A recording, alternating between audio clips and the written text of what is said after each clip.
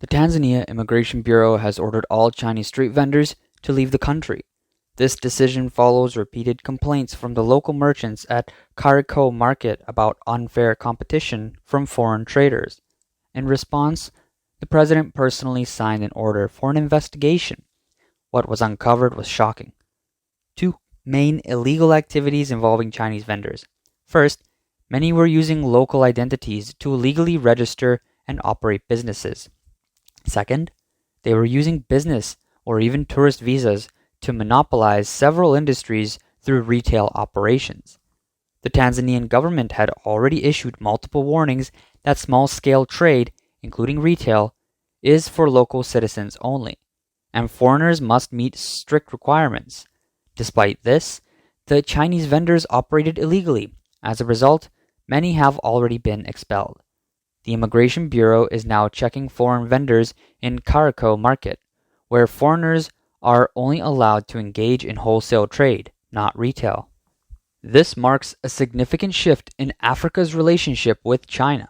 Once the Chinese Communist Party, CCP, gained influence in Africa through aid and infrastructure projects.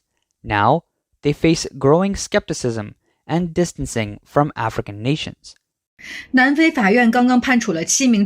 A South African court recently sentenced 7 Chinese nationals to 20 years in prison, each for forcing over 90 Malawians to work in a Johannesburg factory under poor conditions and for very low wages. The workers were arrested during a police raid on a factory in November 2019. The factory, known as Beautiful City, produced inner linings for down comforters. Between 2017 and 2019, it employed 91 undocumented Malawians, including 16 minors between 14 and 16 years old. These workers were forced to work long hours, 7 days a week, and were confined to the factory. The Chinese were charged with human trafficking, enslavement, unsafe working conditions, and helping illegal immigrants stay in South Africa. What was once called the road of friendship is increasingly seen as the road of awakening. In Africa, dissatisfaction with Chinese business is growing. In Kenya, the China Square controversy highlighted complaints that Chinese retailers were dumping goods at low prices, hurting local small businesses. The Trade Department even threatened to expel foreign retailers, urging them to focus on manufacturing instead of retail. In Namibia, Chinese companies have been accused of exploitative practices, hiring too many Chinese workers, limiting local job opportunities, and failing to meet tax and labor laws. This led to threats to shut down or destroy Chinese business facilities. Subpar products and management issues in Chinese enterprises have also drawn criticism. In Zimbabwe, the term "jingzong" is now associated with low-quality Chinese consumer products. Some Chinese mining companies and factories have faced protests and violence over unclear contracts, poor working conditions, and environmental violations. In Angola and the Central African Republic, residents have destroyed Chinese shops and mining facilities to protest monopolistic practices and labor exploitation by Chinese firms. These events highlight growing awareness in African nations of China's excessive market penetration and unregulated competition, which have harmed local economies and created social instability. China's low-price competition strategy is now under fire. For example, Chinese motorcycle brands, once popular in Africa due to low prices, are losing ground due to poor quality, difficulty in repairs, and increased market regulation. African nations are sending a clear message to Chinese businesses. You can enter the market, but you cannot do so recklessly. There are Indians, and these too, many Chinese two-wheeled motorcycles entered the African market, but they failed, outpaced by Indian motorcycles. The reason? Poor quality. For example, cheap turn signals and mudguards that broke easily under intense UV rays. It's the same issue seen in Vietnam with Japanese motorcycles. The quality was poor, the plastic was fragile, and it broke easily. No one wants that.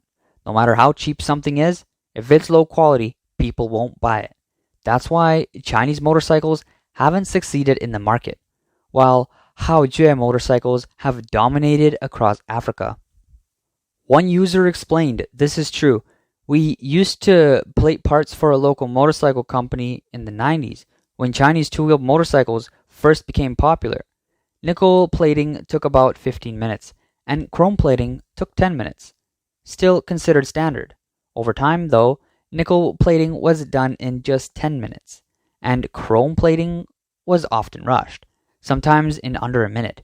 The boss would joke that by the time those parts reached overseas, the plating would be rusted off." 最近这件事不仅把咱河北人的脸丢光了，还丢到了非洲。A recent incident has not only embarrassed Hebei residents but also shamed us in Africa.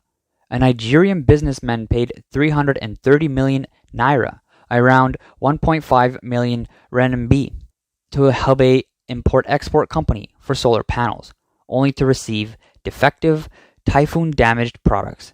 Hebei products are known for their low prices, and Nigerian buyers are skilled bargainers. While low prices are attractive, they often come at the cost of quality. My client told me that some cheap solar panels on the market are labeled as 400 watts, but only produce around 300 watts, yet still work. But the products from this company were unusable. It's completely unacceptable. Now, the Nigerian client can't even reach the company. Phone calls go unanswered. Desperate, they've contacted Interpol to pursue this case internationally. Under the CCP's oppressive system and intense social competition, overcapacity has fueled excessive competition and price wars. Many companies lower prices and cut quality to win market share. This may work short term, but it harms brand reputation and consumer trust in the long run. In manufacturing and consumer goods, low quality products have flooded the market, hurting consumers' rights and making markets unstable. As more Chinese companies expand abroad, this overcompetition is affecting global markets. In the last decade, China has expanded its influence across Africa through the Belt and Road Initiative, investing in everything from railways to power stations, binding African countries with heavy loans and infrastructure projects. China has invested over $400 billion in Africa, mostly through loans and project financing. Africa holds essential resources like lithium, cobalt, and rare earths, which are crucial for global energy and defense industries. Through infrastructure projects, China has gained control over the transport of these resources. To increase its influence, China has used aid and infrastructure projects to secure votes in international organizations, like the UN, giving China a diplomatic edge. Economically, China's cheap goods and large loans have deepened some African countries' reliance on China, leading to what some call a debt trap. But many problems have emerged with China's Belt and Road projects in Africa, prompting many countries to rethink their partnerships with China. High interest rates and tough terms, like in Kenya's Mombasa-Nairobi Standard Gauge Railway project, have left governments with numerous debt. Most of these projects are carried out by Chinese companies, limiting local job opportunities despite promises to create jobs. On top of that, contracts are often unclear, fueling corruption, like in Tanzania and Nigeria, where lack of transparency has been a major issue. Many projects also have low returns, like Zambia's electricity debt crisis, where projects didn't generate enough revenue to pay back the huge loans. As China's debt projects, corruption scandals, and exploitation cases continue to surface, its influence in Africa is fading, and African countries are distancing themselves from China. At this turning point, the US is adjusting its strategy, quickly returning to Africa with a clear and strong stance to counter China's Belt and Road. This is more than just economic competition, it's a strategic battle for global influence. Recent statistics from international organizations show that US investment in Africa has surged dramatically in the past 2 years, surpassing China for the first time. Foreign media has described this as a direct counterattack from the free world against the CCP's expansion strategy. US investment in targeting key sectors, including rebuilding supply chains for essential minerals like lithium, cobalt, and rare earths, green energy, sustainable power networks, digital infrastructure, data centers, healthcare systems, and transportation upgrades. The US is no longer just providing aid, it is reshaping Africa's industrial chain to help African countries break free from their dependence on the CCP. One of the most symbolic US actions is the Lobito Corridor project. Western media have called it the most strategically significant African infrastructure project in US history. Why does this project concern the CCP? It connects Angola, Zambia, and Democratic Republic of Congo, covering areas rich in the world's largest cobalt and copper reserves. Key mineral routes the CCP has long sought to control. The US has made it clear this is an effort to break the China-dominated mineral supply chain. The US is not just providing funding. It has partnered with the European Union, the World Bank, Japan, and the African Development Bank to create a transparent, debt-free, international cooperation model, directly challenging the CCP's debt-based investment approach. US officials have publicly stated, the Lobito Corridor is a testament to a free and democratic partnership, a witness to the fight against China's encirclement strategy. This marks a more intense phase in the US-China rivalry in Africa. Unlike the CCP's opaque contracts, added debt conditions, and labor disputes, the US is focusing on rules, transparency, and accountability. To rebuild trust with African countries, the US promises not to create debt traps with high-interest loans and emphasizes using public-private partnerships, international financing, and donations, thus avoiding heavy government debt. The US has promised that all contracts and funding flows will be publicly accessible and comply with international anti-corruption standards. In stark contrast to the CCP model, projects must also adhere to labor, human rights, and environmental principles. Countries like South Africa and Zambia, after experiencing labor exploitation with Chinese companies, have expressed support for the US standards. The US also pledges to prioritize hiring local workers and businesses, rather than bringing in large numbers of Chinese laborers, as seen in Chinese-run projects that crowd out local jobs. These standards offer African nations a completely different form of cooperation, one that contrasts sharply with the Belt and Road Initiative. Many countries are now reassessing their relationship with the CCP. The US's return to Africa is not an isolated move, but part of a multinational strategic cooperation. Countries working together to counter China's influence in Africa include the EU, Japan, India, South Korea, Canada, and Australia. The EU is investing heavily in green energy and digital infrastructure, while Japan aims to replace Chinese companies in the port and energy sector.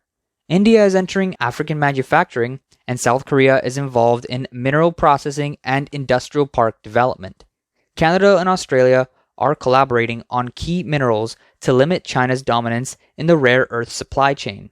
This multinational effort has created an anti-Belt and Road economic belt, making it harder for the CCP to maintain a dominant position with its debt-based model.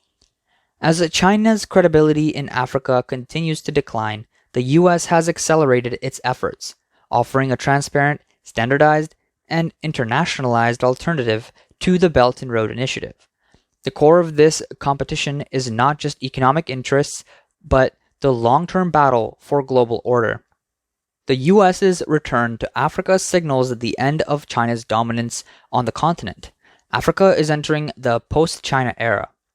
A global strategy to contain the CCP supply chain and geopolitical influence is forming, with Africa becoming the key battleground in the US-China rivalry.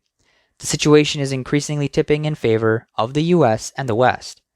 Faced with African nations' growing awareness of the debt traps and resource exploitation behind the Belt and Road Initiative, the CCP has started offering debt relief, attempting to regain favor with goodwill while maintaining its strategic pressure. However, this surface-level leniency cannot hide the long-standing exploitation and broken promises.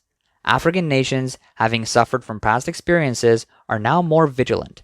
They are no longer easily swayed by foreign powers when it comes to wealth, employment, and resource distribution.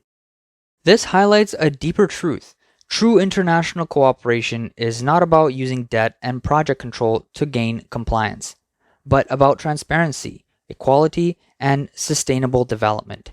The US model, focusing on local employment, transparency, and long-term returns, is offering Africa an alternative, an opportunity for African nations to determine their own future and escape debt traps. The CCP's debt relief may temporarily ease surface-level tensions, but it won't change Africa's pursuit of sovereignty and genuine development. The future of Africa will be shaped by the lessons learned and the awakening of its people, who will gradually take control of their economic destiny. The world will see clearly that the so-called Belt and Road aid is not cooperation, but exploitation.